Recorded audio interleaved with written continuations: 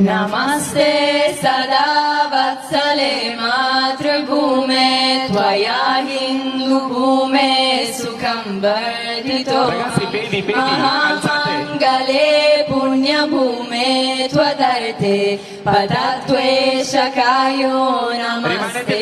नमस्ते प्रभो शक्तिमन हिन्दुराष्ट्राङ्गभूता इमे सादरं त्वां नमामो वयम्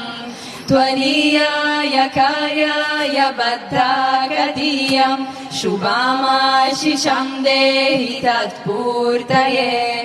अजेयं च विश्वस्य देहि शक्तिं सुशीलं जगत्येन नम्रं भवेत् श्रुतं चैव यत्नन्तकाकीर्णमार्गं स्वयं स्वीकृतं नः सुगं कार्ये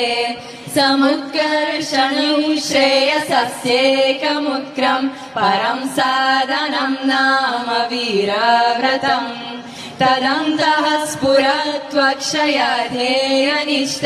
रदन्तः प्रजागर्तु तीव्रानिशम्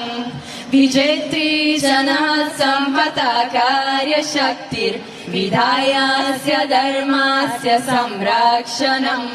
परं वैभवं नेतुमेधा स्वराष्ट्र परर्थ भगत्वा शिशाते वृषम्